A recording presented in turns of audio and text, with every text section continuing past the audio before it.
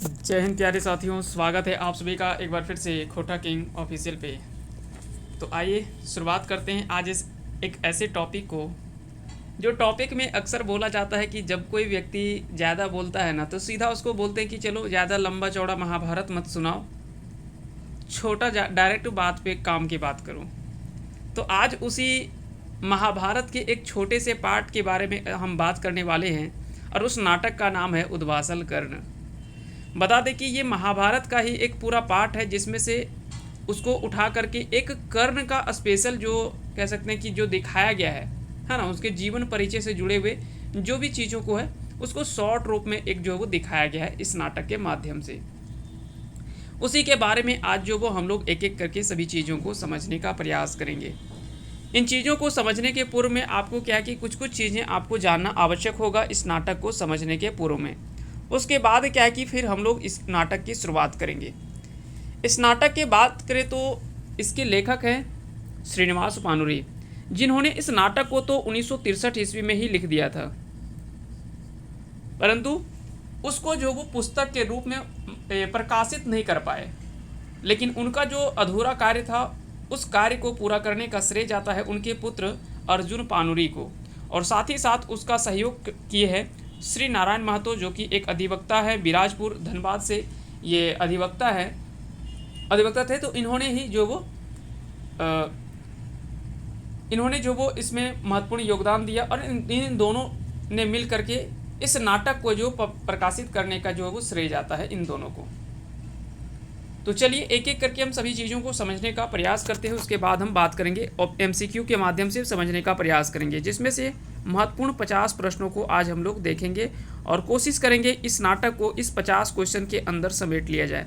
हालांकि आपको क्या है कि 50 प्रश्न भी इस नाटक से बनते नहीं हैं, क्योंकि बहुत ज़्यादा MCQ इसमें नहीं बन पाते हैं, लेकिन फिर भी हम लोगों ने कोशिश किया कि पूरे नाटक को MCQ के माध्यम से समझने का प्रयास करेंगे। थ्योरी का ऑलरेडी वीडियो जो है वो अपलोड है, अगर आपने नहीं देखा तो उसका लिंक जो वो वीडियो के डिस्क्रिप्शन में डाला हुआ है, आप चाहें तो थ्योरी सेक्शन को देख सकते हैं। चलिए, तो इस अगर नाटक से पूछ लिया जाए कि उद्वासल कर्ण नाटक का लेखन किस वर्ष हुआ था, तो 1963 ईस्वी में इसका जो वो लेखन हुआ था। लेखक कौन है? श्रीनिवास पानुरी के द्वारा इस पुस्तक को इस नाटक को लिखा गया। इसकी भूमिका लेखक कौन है? तो श्री नारायण महतो इसके जो वो इस पुस्तक के भूमिका लेखक है उद्वासल कर्ण के। सर्वाधिकार या मनेक बात ये अर्जुन पानुरी हैं, जो कि मनेक बात इन्होंने लिखी है। इस नाटक का प्रकाशन कब हुआ? तो 2012 में इसका पहला प्रकाशन आया और 2019 में इसका द्वितीय प्रकाशन आता है। अब देखिए कि 1963 में जो रचनाएं लिखी गई है, जो रचनाएं 1963 में लिखी गई हो, उसका प्रकाशन जो वो 2012 में आता है पुस्तक के रूप में मार्केट में। तो ये बहुत लंबा फासला देखने को मिलता है ना। तो ये सारी चीज़ें आपको ध्यान रखना है।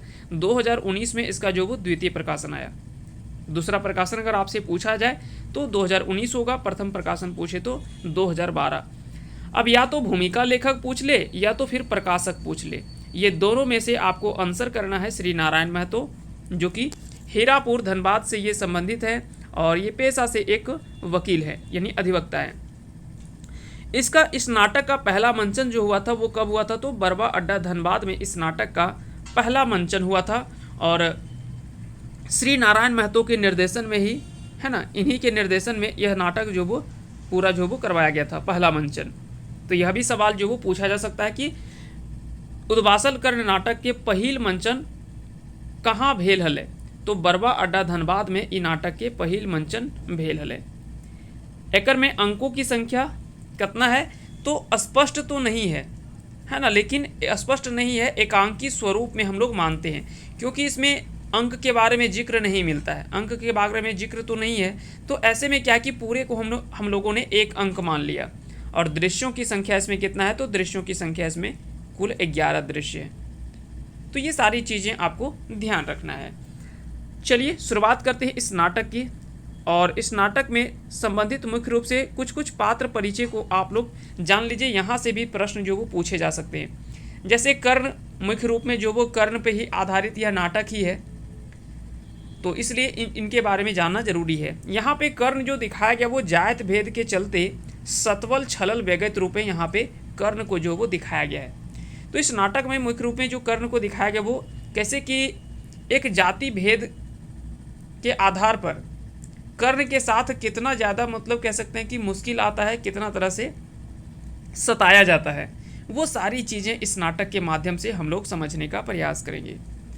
यहीं पे एक और पात्र आता है, वो है तरुण, जो कि एक लड़का है, और दो और पात्र है सुयस और अपयस, ये दोनों ब्राह्मण पात्र हैं। इनके बारे में भी हम बात करेंगे। जब कर्ण को माफ़ कीजिएगा, कर्ण को जब तीर लग जाता है ना, जब अर्जुन मारते हैं तो उसके बाद क्या होता है कि जब कर्ण नीचे सो जाता है बाण लगने के बाद, उसके बाद यही सुयस और अपयस के बीच में दोनों में बातचीत चल रहा होता है। सुयस यहाँ पे अफसोस करता है कि कर्ण जो वो आज हम लोगों के बीच में और आज जो वो धरती में सोया हुआ है और हम लोगों के बीच में अब नहीं रहने वाला है।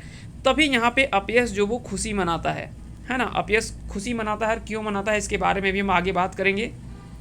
क्योंकि अपयस जो वो बार बार कर्ण का परीक्षा ले रहा था, कर्ण का जो वो बार बार परीक्षा ले रहा था कि कैसे हम कर्ण को ऐसे रूप में फंसाएं जो कि वो हमारा मांग को पूरा नहीं कर पाए, यानी हम उससे ऐसी चीज़ें मांगे कि वो नहीं दे पाए।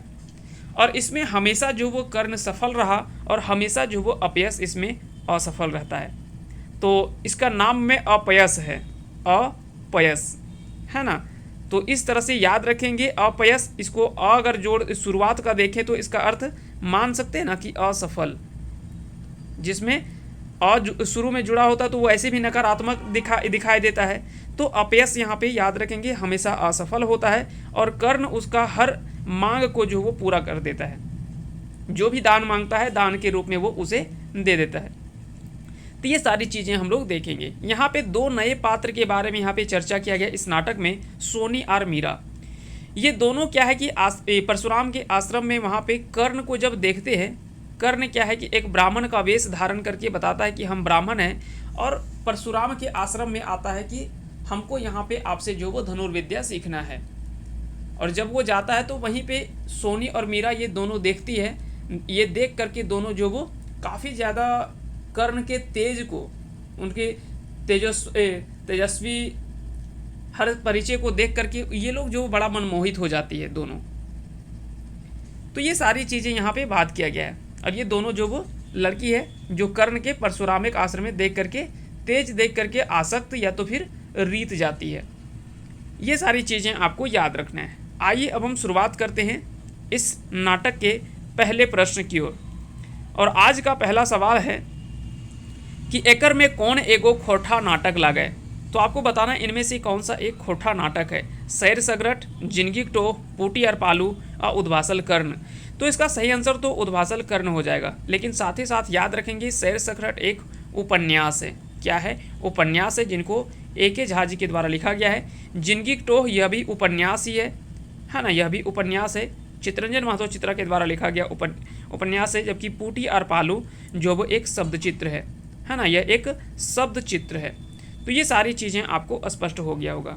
जबकि उद्वासल कर्ण को पानुरी जी के द्वारा लिखा गया नाटक है। आगे बढ़ते हैं और आते हैं अगले सवाल की ओर।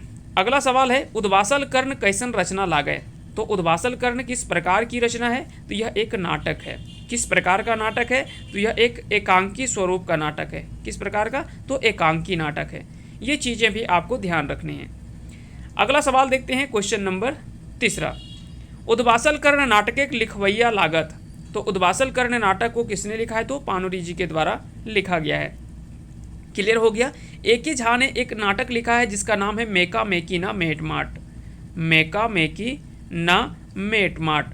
ये नाटक भी आपसे हो सकता है कि सवाल में पूछ लिया जाए आने वाले एग्जाम में।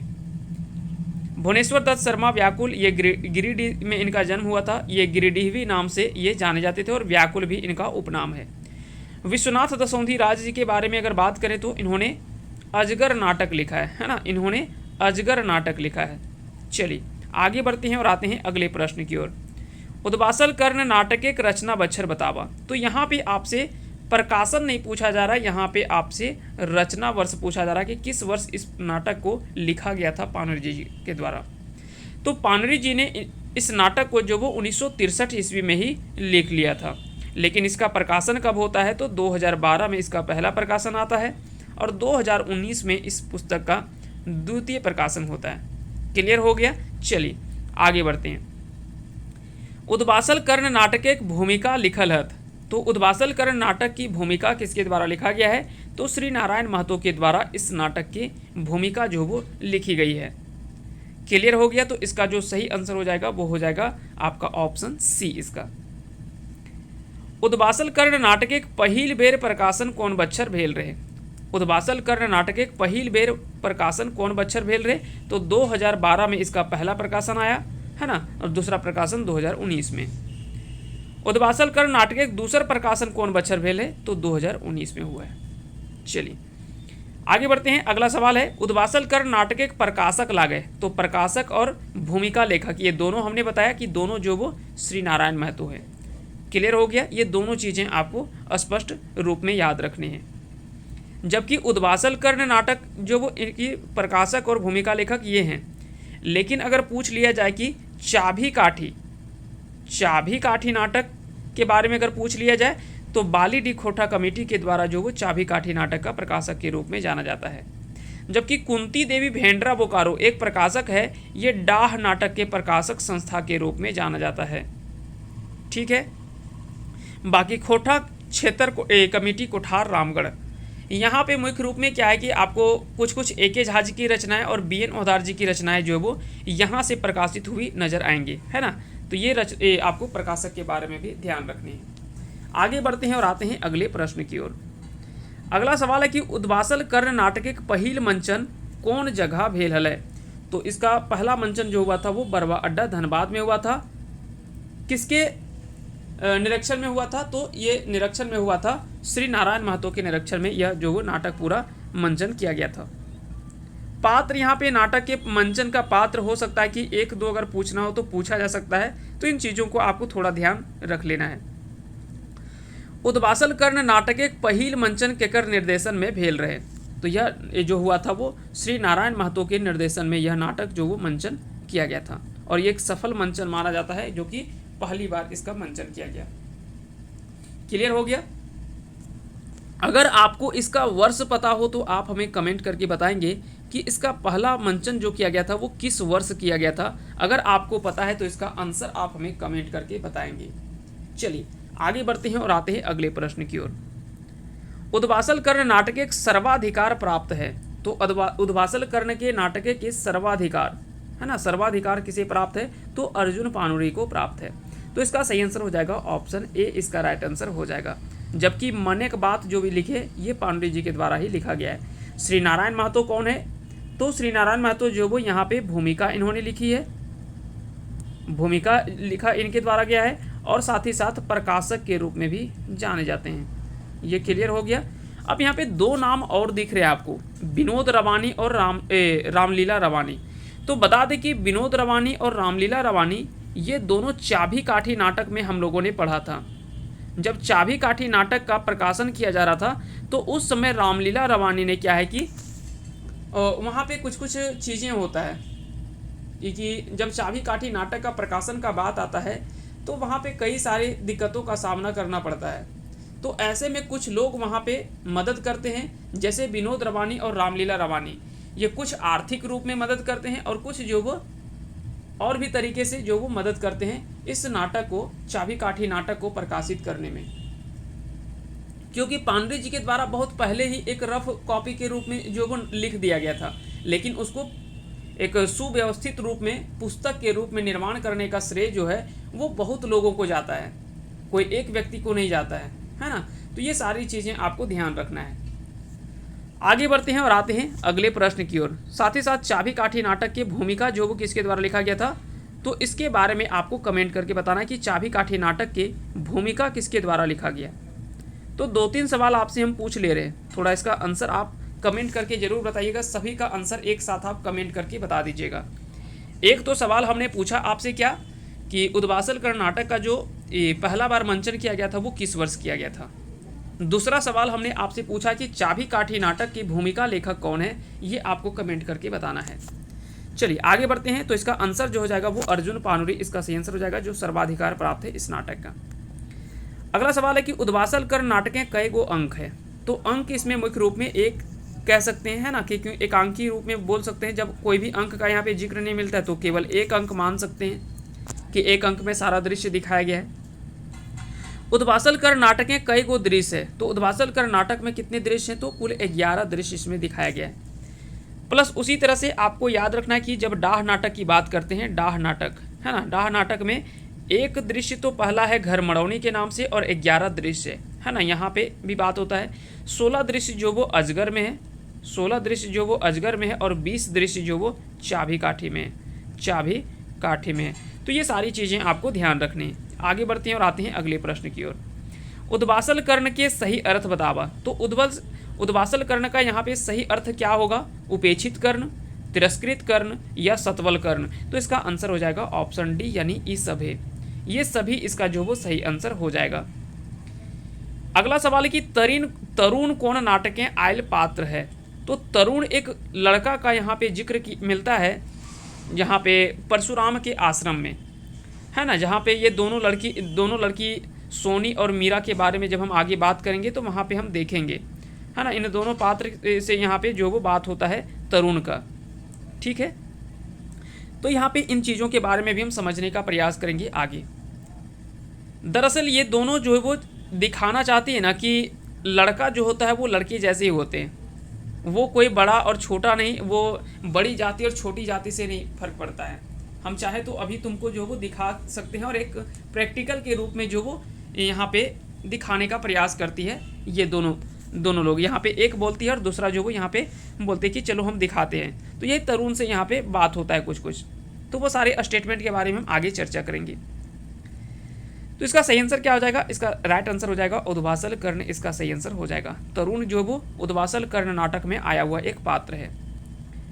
अगला सवाल है कि सुयस और अपयस कौन नाटक के एक पात्र लागे, तो हो सकता है कि यहाँ पे केवल आपको नाटक ही नहीं कोई और अन्य कोई रचना भी दे सकता है ना, जरूरी नहीं कि आपको केवल नाटक दे करके ही पूछ ले, हो सकता है कि पूछ ले कि सुयस और अपयस कौन रचनाक पात्र लागे, दामोदरी कुराएं, डाह, चाभी काठी या उद्वासल कर्ण। तो इसका आंसर हो जाएगा उद्वासल कर्ण। सुयस और अपयस ये दोनों ब्राह्मण पात्र थे, इसके बारे में हमने चर्चा किया है। सोनी और मीरा कौन रचनाक पात्र लागे, तो सोनी और मीरा ये दोनों लड़की है और ये दोनों जो वो उद्वासल कर्ण नाटक के पात्र हैं और ये इस नाटक में जो वो दो नया पात्र को शामिल किया गया है। उद्वासल कर्ण नाटक के कर्ण के कौन रूपे देखावल गेल हैं, तो उद्वासल कर्ण में जो दिखाया गया है, तो बता दें कि इस नाटक कथा का जो संक्षेप में अगर बात करें तो नाटकीय कथा जो वो महाभारत के एगो मुख्य पात्र कर्ण के कथा के आधार पर लिखल गेल है। ठीक है, और जिसमें से कुल 11 दृश्यों को आपको दिखाया गया है। इसमें से कुल दृश्य कितने हैं, तो 11 दृश्यों में से ये सारी चीज़ें आपको बताया गया है। आएंगे हम एक एक करके, पहले दृश्य में आएंगे और पूरे 11 दृश्यों को हम लोग समझने का प्रयास भी करेंगे। आगे बढ़ते हैं और आते हैं अगला सवाल पे। तो इसका आंसर जो हो जाएगा वो ऑप्शन डी इसका सही आंसर हो जाएगा, यानी इन सभी रूप में। ठीक है, तो कर्ण को जो दिखाया गया वो किस रूप में दिखाया गया, तो ये सभी रूप में दिखाया गया है।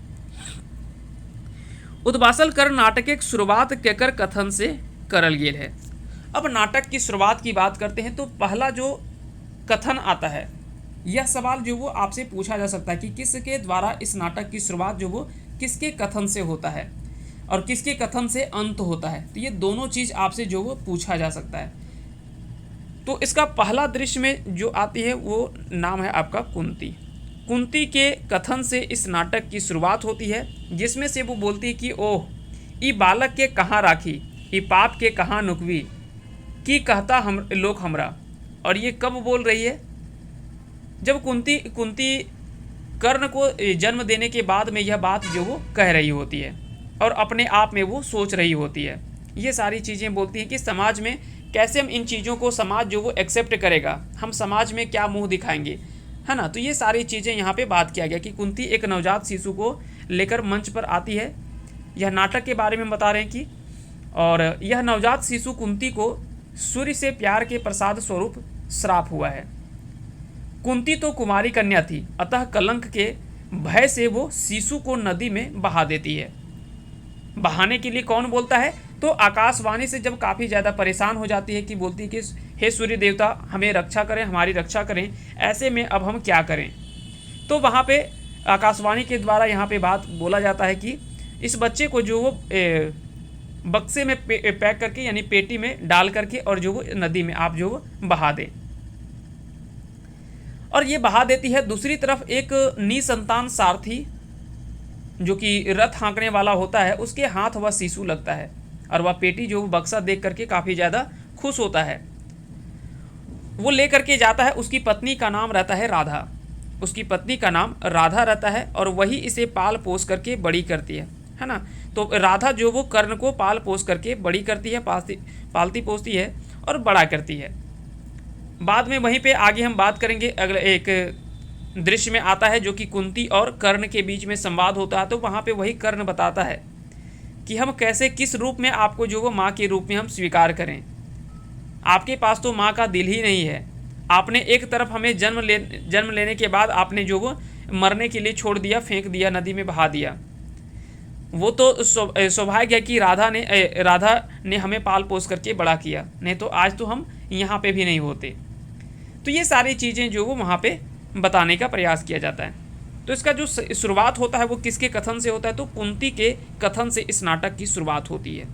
इसका आंसर ऑप्शन बी इसका सही आंसर हो जाएगा।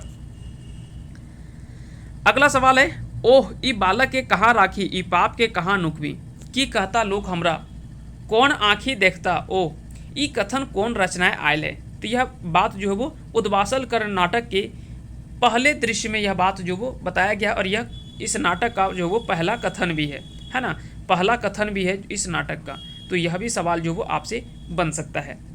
तो ये सारी चीज़ें आपको ध्यान रखना है। इसका आंसर जो हो जाएगा वो ऑप्शन डी इसका सही आंसर हो जाएगा। बता दें कि राधा ले यहाँ पे कुछ अगर बारे में बात करें, ये सारा ऑप्शन जो दिया हुआ है, जैसे राधा ले, तो राधा ले यह ए.के. झा जी के द्वारा खोटा काठे पैदे खंडी से संबंधित एक कविता है। माय के लोर यह कहानी है जो कि विनोद कुमार के द्वारा लिखा गया, और यह सोंध माटी जो पुस्तक है उसी से लिया गया कहानी है, सोंध माटी, है ना। बाकी का ई जगतें तुर ठोर नाय, यह जो वो श्रीनिवास पांडे जी के द्वारा लिखा गया है, और आँखिक गीत का यह कविता है ना। आँखिक गीत जो उसी से संबंधित एक कविता है। बाकी को उद्वासल कर्ण के बारे में आप सभी को पता है।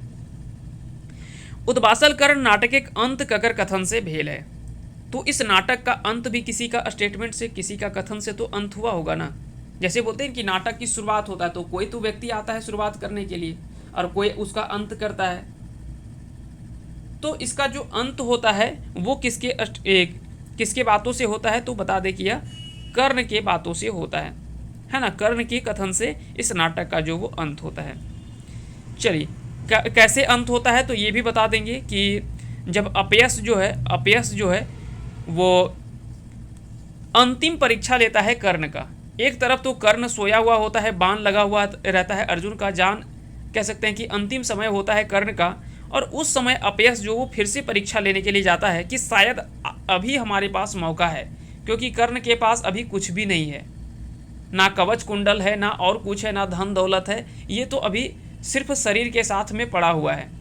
अभी जा कर के हम जो वो इससे जो वो कुछ मांगते हैं, और आज जो वो हम इसे कर्ण को जरूर हराएंगे, और आज ये हमको नहीं दे पाएगा, ऐसा चीज़ हम मांगेंगे। फिर यहाँ से अपयश जो वो एक ब्राह्मण का वेश धारण करके और कर्ण के पास पहुँचता है, बोलता है कर्ण की जय, कर्ण महाराज की जय। वहाँ पे पहुँचता है तो कर्ण बोलता है कि आप कौन है ब्राह्मण, और ये अंतिम समय में जब हमारा जान जा रहा है तब आए हैं आप, किस प्रयोजन से आए हैं आप, क्या आने का कारण बताइए, क्या अभी भी मेरा परीक्षा बाकी है क्या। तो वहीं पे बोलता है कि नहीं, हम कोई परीक्षा लेने के लिए नहीं आए हैं, लेकिन हमारे पिताजी का जो वो श्राद्ध है और उसके लिए हमको जो वो कुछ सोना चाहिए। अब क्योंकि इसको पता है कि कर्ण के पास कुछ भी नहीं है, ना सोना चांदी कुछ भी नहीं है, और ऐसे समय पे हम इसे सोना मांगेंगे तो कैसे देगा, इसीलिए जानबूझ करके जो वो अपयश जो वो इसे कर्ण से सोना मांगता है। अब ऐसे में कर्ण बड़ा भयभीत हो जाता है, काफ़ी ज़्यादा अपने आप में पश्चाताप करने लगता है कि आज तक हमसे कोई भी व्यक्ति जिसने भी जो चीज़ मांगा उसको हमने दे दिया, लेकिन मरते मरते समय में अंत में हम अगर इसकी इच्छा पूरा नहीं कर पाए तो वो हमारा सारा दानवीर का नाम जो है वो सारा खत्म हो जाएगा।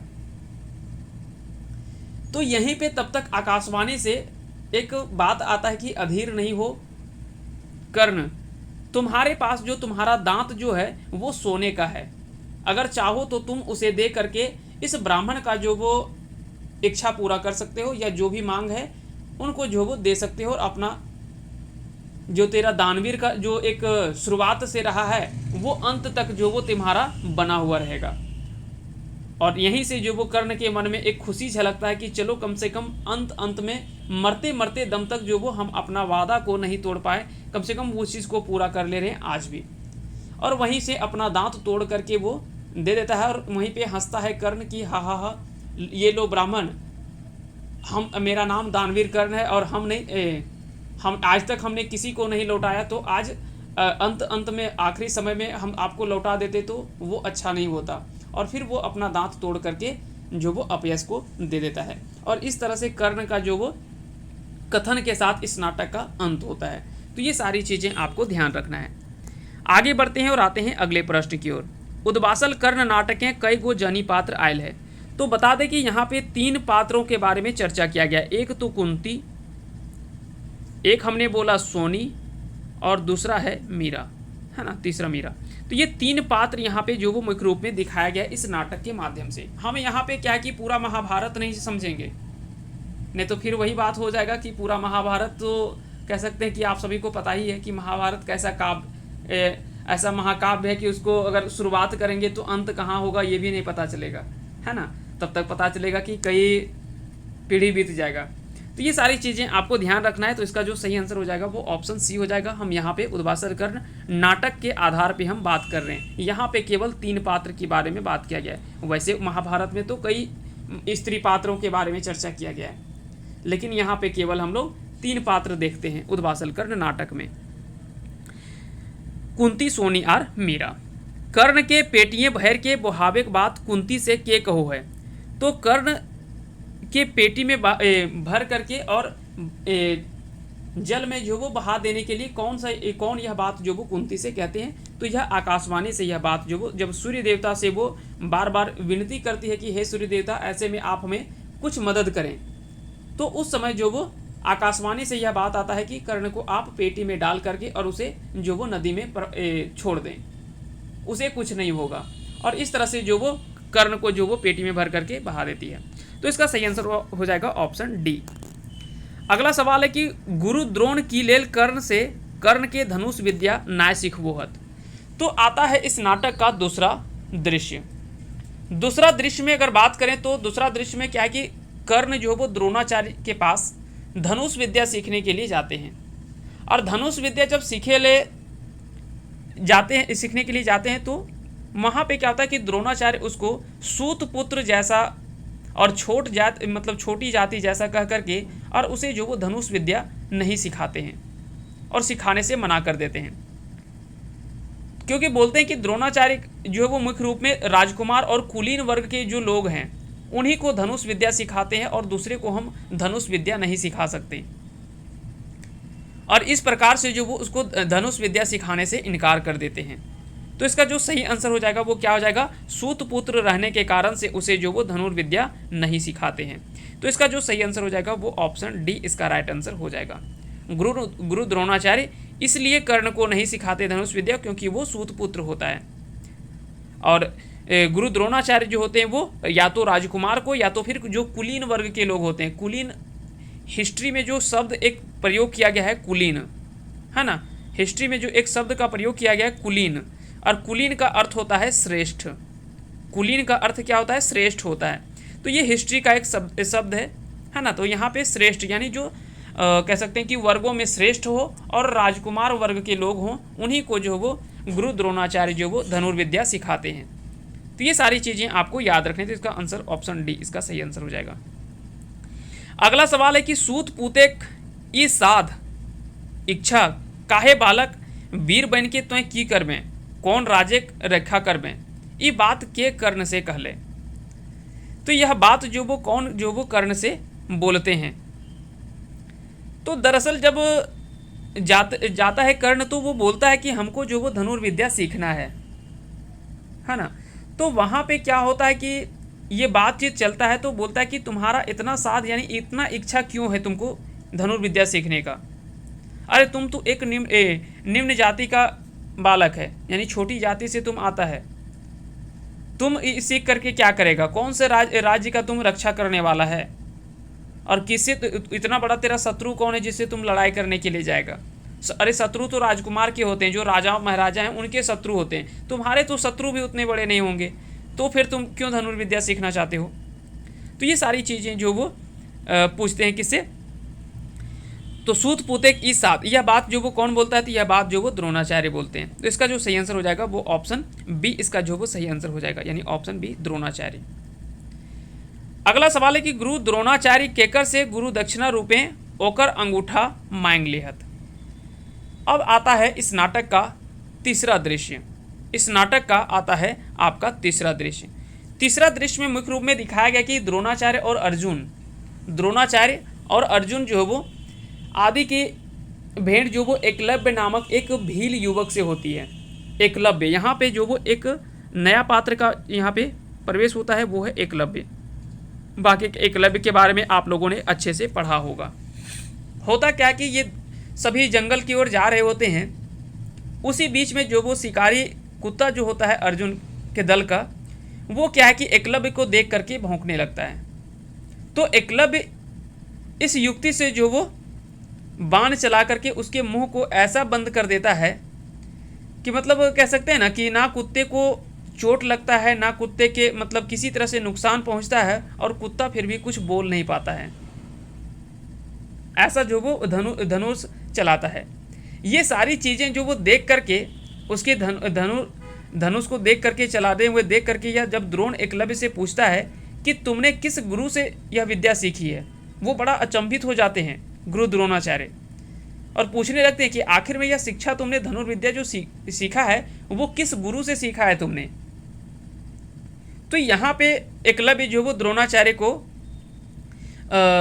अपना ही मतलब गुरु बताता है कि नहीं, आप मेरा गुरु तो आप ही हैं। बोलता है कि मैं कैसे गुरु हुआ।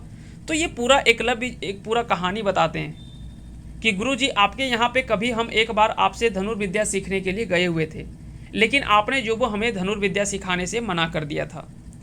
उसके बाद हमने क्या किया कि आकर के और आपका जो वो एक मूर्ति रूप में है ना, आपका एक मूर्ति रूप में हमने निर्माण किया, और आपके मूर्ति को हमने गुरु मान लिया, और उसी के रूप में हमने जो वो धनुष चलाना सीखा है।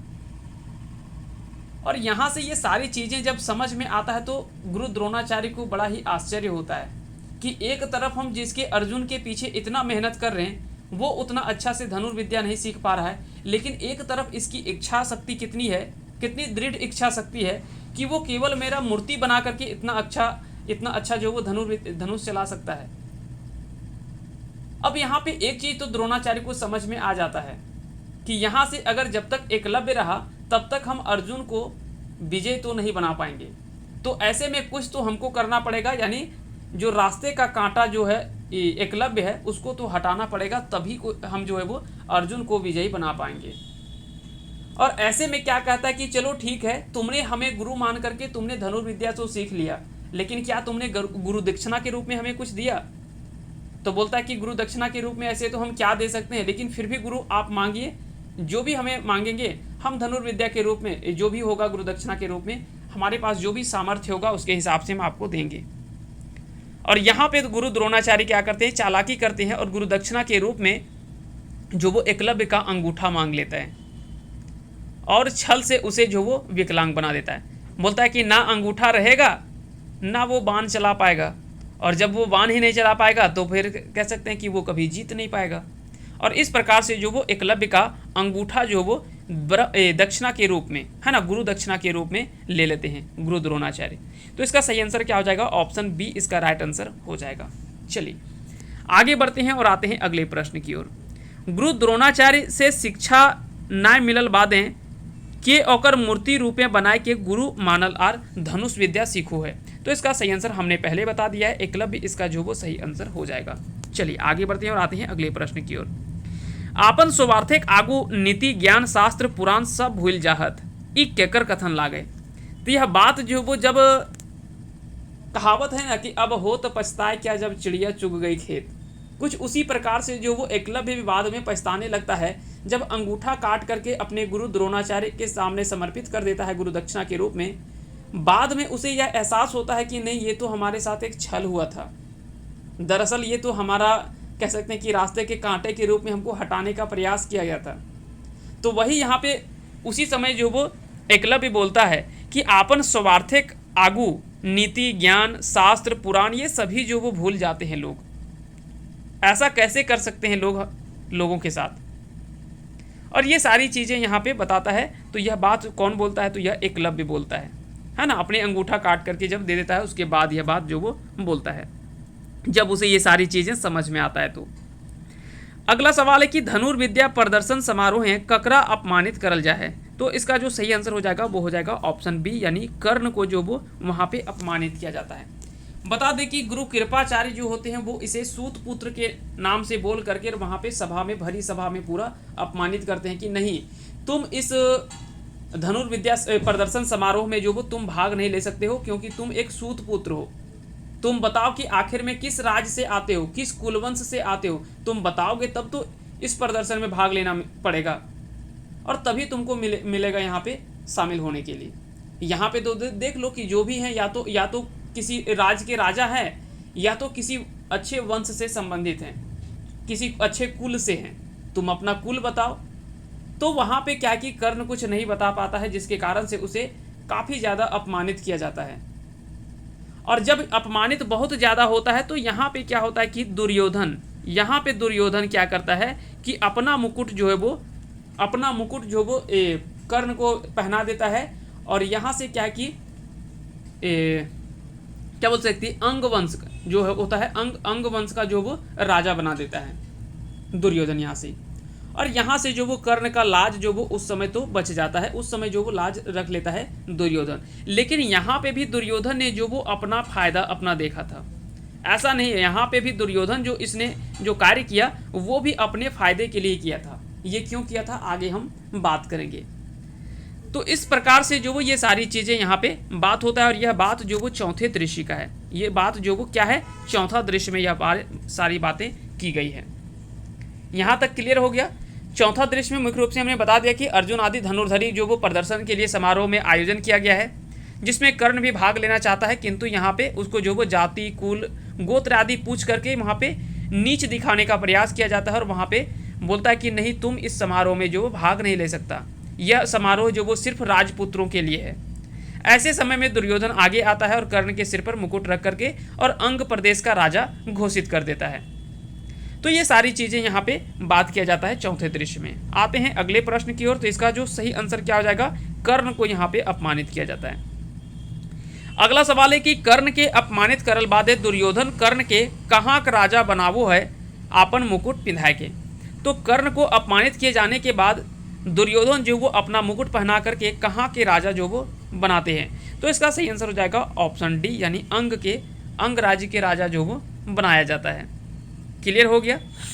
चलिए, अंग प्रदेश का राजा जो वो घोषित कर देता है कि आज के बाद जो वो अंग का राजा जो वो कौन है, तो कर्ण है। अगला सवाल है, तो यहाँ पे कुछ जो हमने चार लिखा हुआ ऑप्शन में, जैसे ये चारों जो वो 16 महाजनपद, अगर आपने हिस्ट्री में पढ़ा होगा 16 महाजनपद, तो उन्हीं 4 महाजन ये चारों जो वो उसी 16 महाजनपद का ये यहाँ पे 4 नाम हमने शामिल किया है।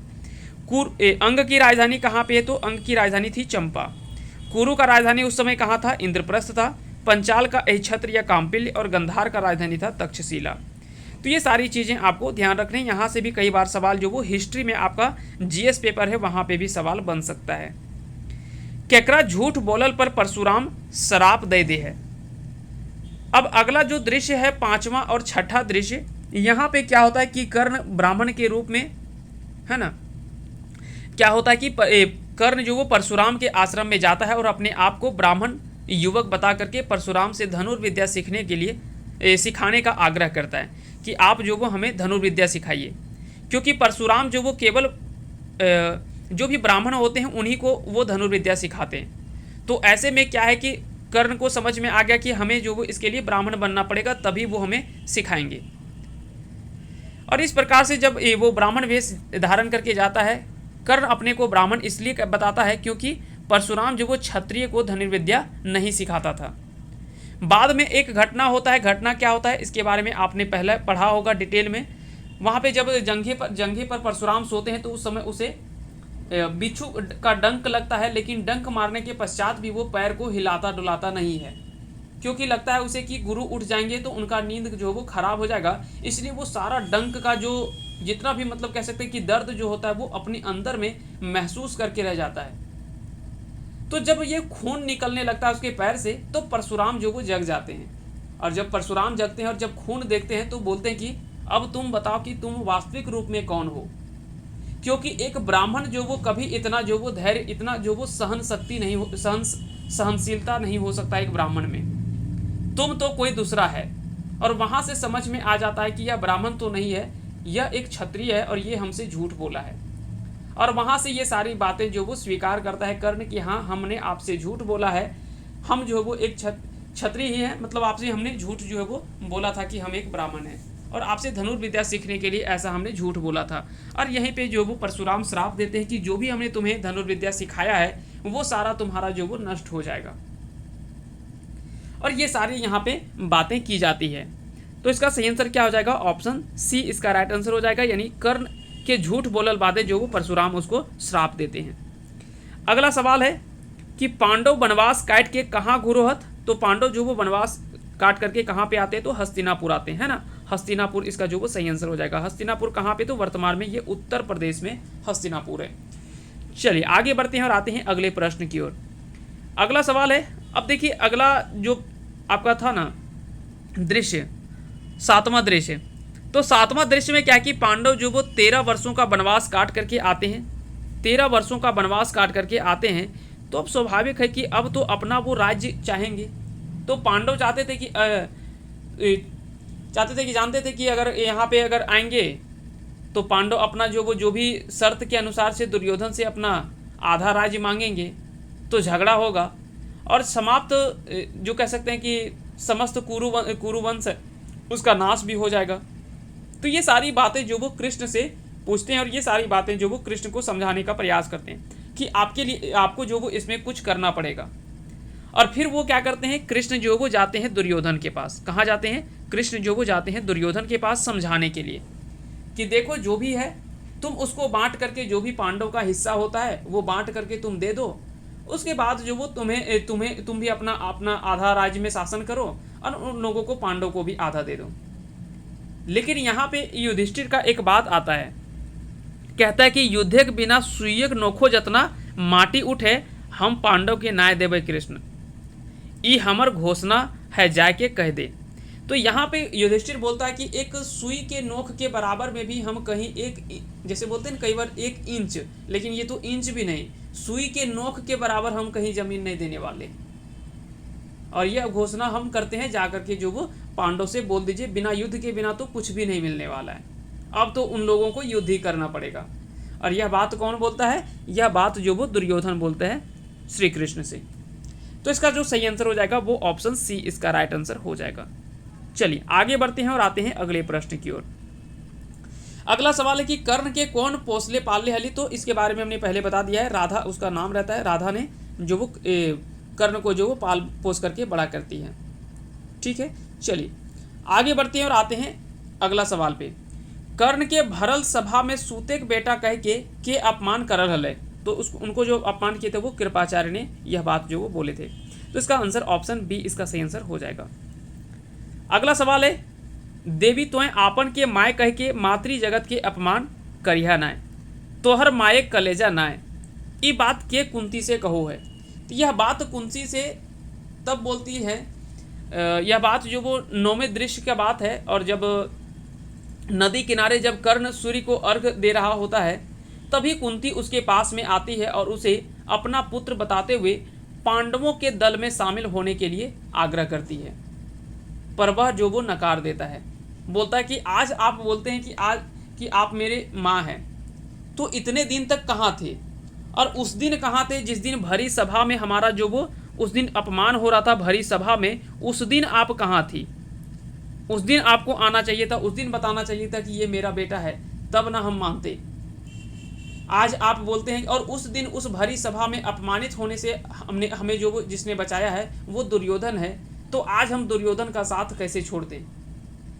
बता दें कि कर्ण को भी सब कुछ पता था कि हम जीतेंगे तो नहीं, अंत तक जो वो कर्ण को ये पता था और शुरुआत से पता था कि हम जो इस लड़ाई में भाग लिए हैं और दुर्योधन का जो साथ दे रहे हैं, हम विजय तो कभी नहीं होंगे और एक दिन जो वो हम हारेंगे तो जरूर। लेकिन फिर भी कर्ण इतना बड़ा अपने आप में एक व्यक्ति था, कह सकते हैं कि व्यक्ति नहीं मान सकते, एक ऐसा कह सकते हैं कि रूप में दिखाया गया जो कि दान के रूप में तो हमेशा तो दानवीर कर्ण के नाम से जाने ही जाते हैं, दानवीर कर्ण, क्योंकि दान के मामले में आज तक वो कभी, जैसे बोलते हैं कि कभी उन्होंने जो भी चीज़ जिसने भी मांगा वो सब कुछ उन्होंने जो वो दान में दे दिया। और दूसरा था कि एक दोस्ती के निभाने के लिए उन्होंने जो वो कभी पीछे कदम नहीं हटाया, उनको सब कुछ पता होते हुए भी। तो उनको भी पता था कि हम पांडव से जीतेंगे तो नहीं, लेकिन फिर भी उन्होंने दुर्योधन का साथ दिया केवल अपनी मित्रता निभाने के लिए। क्योंकि एक दिन की जिस दिन हम अपमान होने से बच रहे थे और उस दिन अपमानित होने से हमको जिसने बचाया, तो उसका साथ हम आज नहीं छोड़ सकते, नहीं तो दुनिया हमें जो वो धोखेबाज कहेगी। और इसीलिए कह सकते हैं कि उन्होंने जो वो ऐसा कार्य को नहीं किया। तो इसका सही आंसर क्या हो जाएगा, यह बात जो वो कौन कहता है, तो कर्ण बोलता है अपनी माँ से कि देवी तोय आपन के माय कह के मातृ जगत के अपमान करिया न।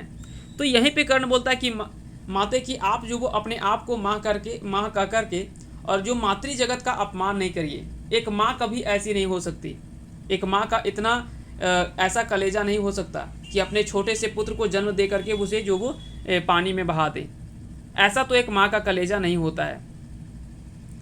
तो ये सारी चीजें यहाँ पे बात किया जाता है। चलिए आगे बढ़ते हैं और आते हैं अगले प्रश्न की ओर। अगला सवाल है कि कर्ण से कवच कुंडल के मांगो है। तो ये सारी चीज़ें वहाँ पे बातचीत होता है, लेकिन कर्ण जो वो वहाँ पे मना कर देता है कि नहीं, हम तो कभी पांडवों के साथ में तो नहीं जाएंगे। और वो वहाँ से जाती है। 10वां दृश्य में क्या होता है कि तभी इंद्र ब्राह्मण का वेश धारण करके कर्ण के पास आता है और कर्ण का दुनिया का सबसे बड़ा दानवीर बताते हुए छल से उसके जन्मजात कवच कुंडल को मांग लेता है। पहले तो जो वो इंद्र जो आते हैं ब्राह्मण का वेश धारण करके, वो क्या करते हैं कि पहले तो कर्ण को बड़ा बड़ा बोल करके कि आप तो दुनिया के सबसे बड़े दानवीर हैं, ये तो आप, ये पूरा जगत को पता है, पूरे ब्रह्मांड को पता है कि आपसे बड़ा दानवीर जो वो इस दुनिया में कोई नहीं है। ऐसे में कर्ण को भी अपने आप में यह एहसास करा देता है, थोड़ा सा बढ़ा चढ़ा करके बोल देते हैं। फिर बाद में बोलता है कि हमें जो वो आपसे इसी प्रकार से कुछ जो वो हमको भी चाहिए, और कर्ण को असुरक्षित कर देता है। इसके बदले कर्ण को जो वो एक घनी नाम का अस्त्र देता है, एक धनी नाम का एक अस्त्र देता है। और एक धनी एक ऐसा अस्त्र होता है जिससे एक ही बार चलाकर किसी को भी निश्चित रूप से मारा जा सकता है। अब होता क्या है ना कि कर्ण से पहले तो वो जो भी उल्टा सीधा बोल करके पहले तो जो वो उससे कवच कुंडल मांग लिया जाता है। और कवच कुंडल क्या था कर्ण के बारे में तो आप सभी को पता ही है कि जब तक कवच कुंडल रहता कर्ण के पास तब तक कर्ण को कोई नहीं मार सकता था। तो उस कवच कुंडल को लेने के लिए इंद्र ने यह सारा जो वो जाल बिछाए थे। और जब उससे कवच कुंडल मिल जाता है उसके बाद बोलते कि चलो ठीक है, लेकिन फिर भी तुम्हारे प्राण की रक्षा के लिए हम तुम्हारे पास एक ऐसा अस्त्र देते हैं जो कि उस अस्त्र को तुम चलाने के बाद जो वो किसी को भी मार सकता है एक बार में। तो यहाँ पे कर्ण मना करने लगता है कि बोलता है कि अब जो हमारा प्राण का रक्षा करने वाला था वो तो पहले मांग लिए और अब हमको अस्त्र दे रहे हैं कि दूसरे को मारने के लिए, तो अब हम तो खुद असुरक्षित हो गए, तो अब दूसरे को हम क्या मारेंगे। और यहाँ से वो मना करने लगता है, लेकिन फिर बोलता है कि नहीं, एक ब्राह्मण का दिया हुआ चीज़ जो वो नहीं लौटाना चाहिए, चलो हम दे रहे हैं तो इस चीज़ को ले लो। और ये सारी बातें जो वो वहाँ पे की जाती है। चलिए आगे बढ़ते हैं और अगला सवाल देखते हैं कि कर्ण के धनुष बाण लगल बाधे के सोनाक दांत मांगो है। तो जब कर्ण, तो ये अगला आ जाता है, ये आपका 11वां दृश्य और ये आपका अंतिम दृश्य है इस नाटक का। 11वां दृश्य में क्या होता है कि 11वें दृश्य में अर्जुन को युद्ध भूमि में मोह हो जाता है। आखिर में बोलता है कि आज हमारे पास ऐसा स्थिति आ गया है, क्योंकि उसके पूर्व में कितने कितने महान योद्धा जो मारे जा चुके थे। सामने था कर्ण अब अर्जुन को आखिर में कुछ भी था तो भाई, उसको मारने के लिए बड़ा ही वो मोह आने लगता है। तब कृष्ण उसे समझाने का प्रयास करते हैं और अपना विराट रूप का दर्शन करवाते हैं और अर्जुन का मोह भंग करके और युद्ध के लिए तैयार करते हैं। युद्ध भूमि में कर्ण के रथ का पहिया जो वो कीचड़ में फंस जाता है, जिसे निकालने के लिए क्रम के मतलब कह सकते हैं कि निहत्थे कर्ण पर कृष्ण के कहने पर जो वो अर्जुन बाण चला करके मार देता है। कर्ण के मरने के समय में अपयश जो है एक ब्राह्मण का वेश धारण करता है, जिसके बारे में हमने बताया। अपयश ये बड़ा खुश होता है कि आज जो वो हमें एक मौका मिला है कर्ण को एक बार फिर से नीचे दिखाने का, और आज जो वो इसे हम जरूर हराएंगे, क्योंकि इसके पूर्व में 2-3 बार जो चीज़ मांगे वो हर बार जो वो हमें दे दिया, लेकिन आज इसके पास तो कुछ भी नहीं है।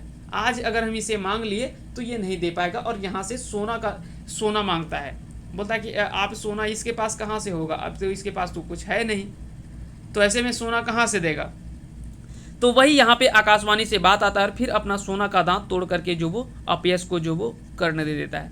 तो इसका जो सही आंसर हो जाएगा वो ऑप्शन बी इसका राइट आंसर हो जाएगा।